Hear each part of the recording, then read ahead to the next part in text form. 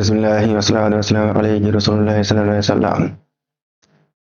Assalamu alaikum warahmatullahi wabarakatuh.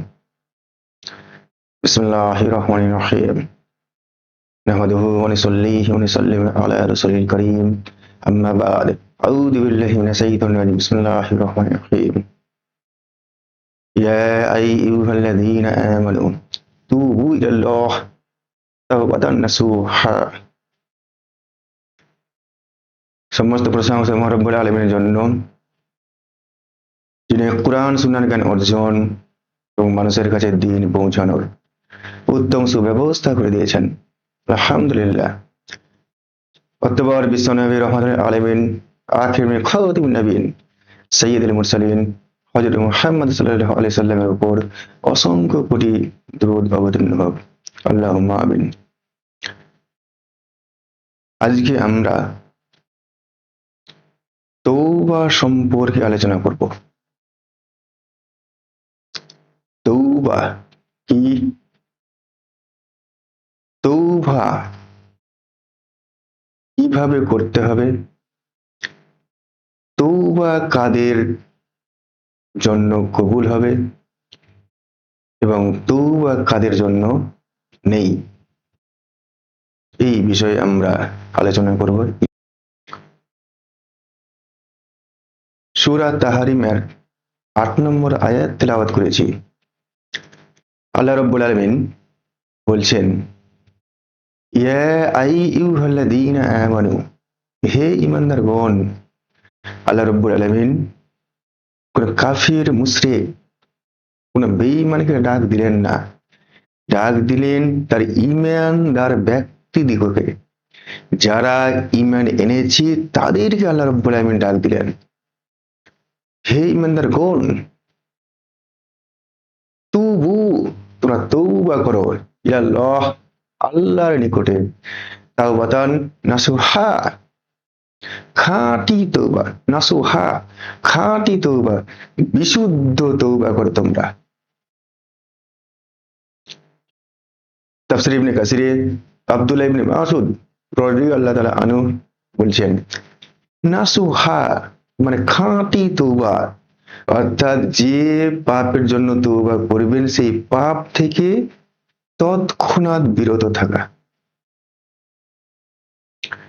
তওবা কথার অর্থ হলো অনুশোচনা, অনুতপ্ত।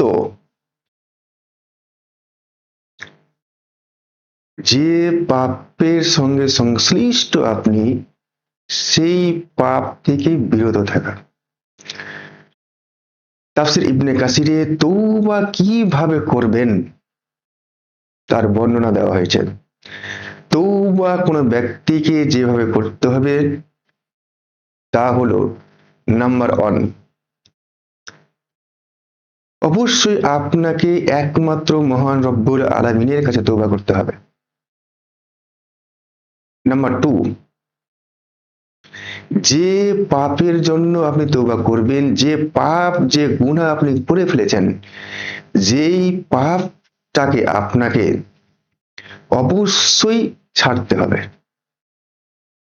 3 নম্বর, সেই পাপের জন্য, সেই গুনার জন্য, গুনাহ করার পরে পরেই আপনাকে অনুশোচিত হতে হবে, অনুতপ্ত হতে হবে, আপনাকে লজ্জিত হতে হবে।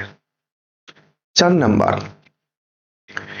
অবশ্যই সেই পাপটাকে ছাড়ার জন্য আপনাকে দৃঢ় প্রতিজ্ঞ হতে হবে।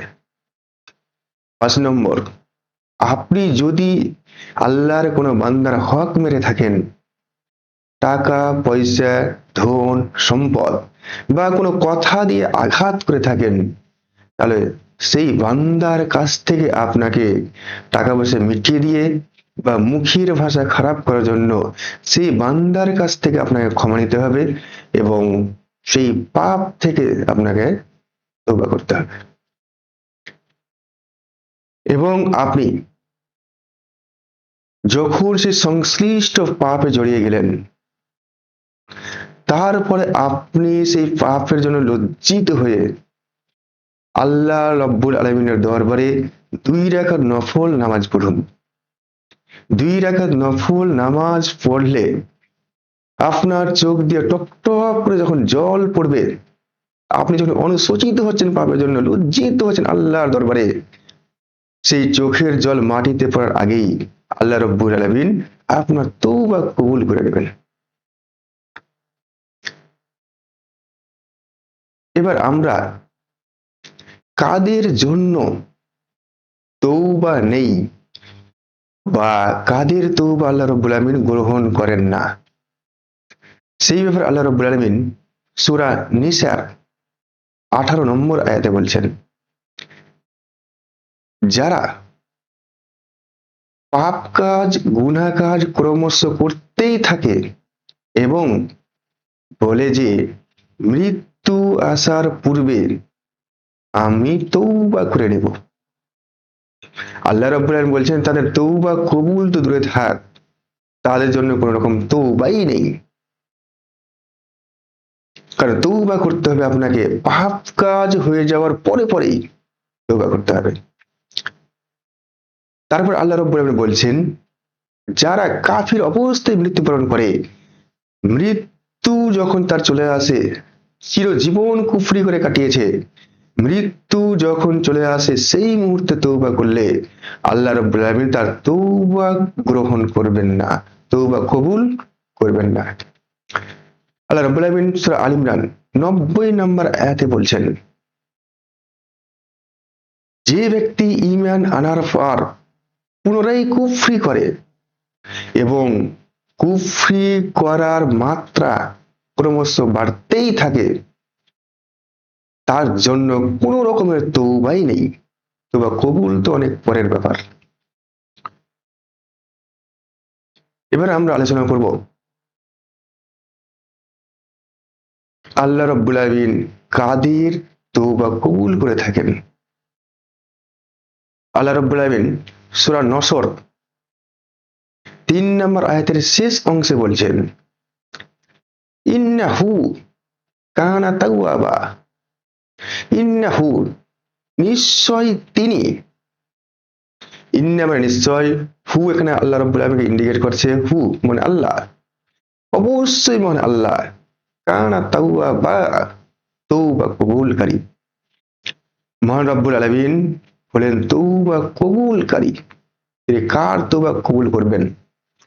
আল্লাহ রাব্বুল আলামিন সূরা নিসার 17 নম্বর আয়াত, সূরা আনাম 54 নম্বর আয়াতে বলছেন, তওবা কবুল করা, তওবা গ্রহণ করা আমার জিম্মার মধ্যে রয়েছে। আমি একজন তওবা কবুলকারী, আমি একজন তওবা কবুলকারীর জিম্মাদারি। কিন্তু কার তওবা আল্লাহ রাব্বুল আলামিন কবুল করবেন? সেখানে বলেছেন, যারা অজ্ঞতাবশত না জেনে পাপ কাজ করে ফেলেছে, গুনাহ করে ফেলেছে, অতঃপর অনুশোচিত লজ্জিত হয়ে আল্লাহ রাব্বুল আলামিনের দরবারে তওবা করছে এবং সে পাপ কাজ থেকে বিরত থাকছে, রব্বুল আলামিন, মহান রব্বুল আলামিন তাদের তওবা কবুল করবেন। সূরা তওবার 104 নম্বর আয়াতে আল্লাহ রাব্বুল বলছেন, অবশ্যই আমি তওবা এবং সাদকা দান গ্রহণকারী। আল্লাহ রাব্বুল আলামিন সূরা আশ-শূরা 25 নম্বর আয়াতে বলছেন, আমি আমার বান্দার তওবা কবুলকারী এবং তার পাপ সমূহ ক্ষমাকারী। আমি তার পাপ ক্ষমা করে থাকি। এবার আল্লাহ রাব্বুল আলামিন তওবা কবুল করলে কি দান করবেন বা তওবা আপনার কবুল হয়েছে কিনা, সেই ব্যাপারে আল্লাহ রাব্বুল আলামিন সূরা তারিমের 8 নম্বর আয়াতেই বলছেন যে, বান্দার আমি তওবা কবুল করে থাকি এবং তার সমস্ত গুনাহকে আমি ক্ষমা করে দিই এবং সেই বান্দাকে আমি আমার জান্নাতে প্রবেশ করাই, জান্নাতে দাখিল করি। আল্লাহ রাব্বুল আলামিন নম্বর আয়াতে বলছেন,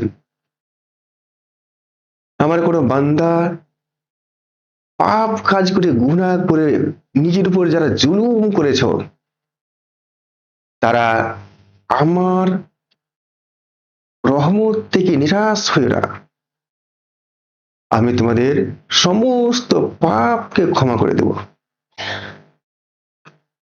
আল্লাহ রাব্বুল আলামিন এখানে বলছেন যে সমস্ত পাপকে তিনি ক্ষমা করে দিবেন। কুরআনুল কারীমের সব থেকে আশাব্যঞ্জক আয়াত হলো এইটি, সূরা জুমার 53 নম্বর আয়াতে আল্লাহ রাব্বুল আলামিন বলছেন, আমি আমার বান্দার সমস্ত পাপকে ক্ষমা করে দিই। তাফসীর ইবনে কাসির আল্লাহ রাব্বুল আলামিন বলছেন যে কোন বান্দার পাপ যদি তার সমুদ্রের ফেনার চাইতে বেশি হয়ে যায়, আমার রহমত তার চাইতে বেশি আমি তাই ক্ষমা করে দিই।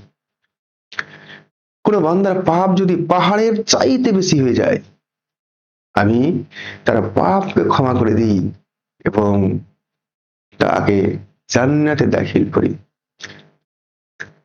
মুসলিম শরীফের 6716 নম্বর হাদিসে আল্লাহ রাসূল সাল্লাল্লাহু আলাইহি সাল্লাম বলছেন, মহান আল্লাহ রাব্বুল আলামিনের রহমত তার ক্রোধের উপর সর্বদাই সর্বদাই জয়ী থাকে।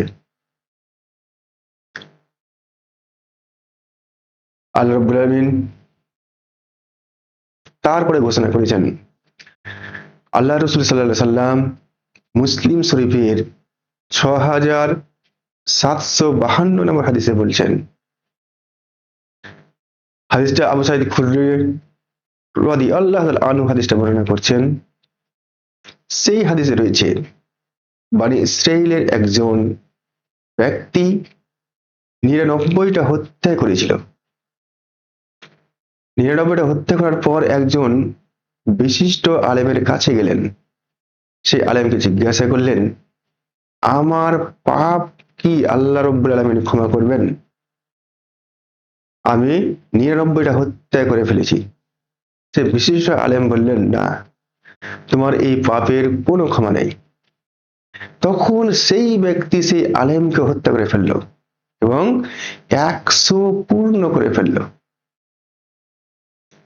তারপরে সেই ব্যক্তি আরেকজন বিশিষ্ট আলেমের কাছে গেলেন এবং সেই আলেমকে বললেন, আমি 100টা খুন করে ফেলেছি, মার্ডার করে ফেলেছি, হত্যা করে ফেলেছি, আমার পাপ কি আল্লাহ রাব্বুল আলামিন ক্ষমা করবেন? তখন সেই ব্যক্তি বলল, সেই বিশিষ্ট আলিম বললেন যে হ্যাঁ, তোমার পাপ আল্লাহ রাব্বুল আলামিন ক্ষমা করবেন, তবে এই মুহূর্তে তুমি তওবা করে নাও এবং তোমাকে একটা জায়গার কথা বলে দিচ্ছি, সেই জায়গায় তুমি চলে যাও যেখানে সমস্ত ভালো লোকরা বাস করে এবং তারা আল্লাহর ইবাদতে মশগুল থাকে, ব্যস্ত থাকে। তুমি সেই জায়গায় চলে যাও। সেই ব্যক্তিটা তৎক্ষণে আল্লাহ রাব্বুল আলামিনের দরবারে তওবা করে নিল এবং সেই দিকে দ্রুত যেতে থাকলো। দ্রুত যেতে যেতে প্রতিমধ্যে পথের মাঝখানে সেই ব্যক্তিটা মৃত্যুবরণ করলো। তো মৃত্যুর আগের মুহূর্তে সে বুকের উপরে ভর দিয়ে সেই ভালো লোকের জায়গার দিকে অগ্রসর হলো। আল্লাহ রাব্বুল আলামিন অত্যন্ত পছন্দ করলেন এবং তার তওবা কবুল করে নিলেন। তারপর মৃত্যু যখন হয়ে গেল, জাহান্নামের ফেরেশতারা এসে বলছে, এই ব্যক্তি 100টা হত্যা করেছে এবং জীবনে কোনো ভালো কাজ করেনি, একে আমরা জাহান্নামে নিয়ে যাব। তারপরে বেহেশতের ফেরেশতারা এলো, তারা বলছে যে না, এই ব্যক্তি আল্লাহ রাব্বুল আলামিনের দরবারে তওবা করেছেন এবং আল্লাহ রাব্বুল আলামিন তার তওবাকে কবুল করে সমস্ত গুনাহকে মাফ করে দিয়েছেন, আমরা জান্নাতে নিয়ে যাব। আল্লাহ রাব্বুল আলামিন আরেকজন ফেরেশতাকে মানুষ রূপে পাঠালেন তাদেরকে মীমাংসা করার জন্য এবং সেই ফেরেশতা এসে বললেন যে তোমরা এই ব্যক্তির মৃতদেহ থেকে জায়গাটা পরিমাপ করো যেখান থেকে সে এসেছিল, তওবা করেছিল এবং যে জায়গায় সে যাচ্ছিল, যদি যে জায়গায় যাচ্ছিল সেই দূরত্বটা কম হয়ে যায়, সে জান্নাতি। আর যেখান থেকে তওবা করে আসছিল এই জায়গার দূরত্ব যদি কম হয়ে যায়, তাহলে সেই ব্যক্তি জাহান্নামী। তো দূরত্ব পরিমাপ করলো ফেরেশতারা, এবং পরিমাপ করে দেখলো যে ওই ব্যক্তিটা বুকের উপর ভর করে যেটুকু রক্ত ভালো লোকদের জায়গায় দিকে যাচ্ছিল, সেই দূরত্বটুকু কমে গেল। অর্থাৎ সেই ব্যক্তি আল্লাহ রব্বুল আলামিনের কাছে সেই ব্যক্তি যে খাঁটি তওবা করেছিল, বিশুদ্ধ তওবা করেছিল, বুকের উপর ভর দিয়ে সেই ব্যক্তি সেই দেশের দিকে যাওয়ার চেষ্টা করেছিল, আল্লাহ রব্বুল আলামিন সেই তওবা কবুল করে নিলেন, সমস্ত গুনাহকে ক্ষমা করে দিলেন এবং সেই ব্যক্তিকে জান্নাতে প্রবেশ করিয়ে দিলেন। এই কারণে আমাদের খাঁটি তওবা করতে হবে আল্লাহ রাব্বুল আলামিনের দরবারে। যে পাপ আমরা করব, সেই পাপের জন্য লজ্জিত অনুশোচিত হয়ে আল্লাহ রাব্বুল আলামিনের তওবা করব, এবং সেই তওবা আল্লাহ রাব্বুল আলামিন গ্রহণ করবেন। কি করে বুঝবো? আমরা বুঝতে পারবো যদি সেই পাপটা আপনার আমার দ্বারা পুনরায় সংগঠিত না হয়। তো জানবেন আল্লাহ রাব্বুল আলামিন আপনার আমার তওবাকে কবুল করেছেন এবং আমাদের পাপ সমূহকে ক্ষমা করে দিয়েছেন। আখির দাওয়ানা আলহামদুলিল্লাহি রাব্বিল আলামিন।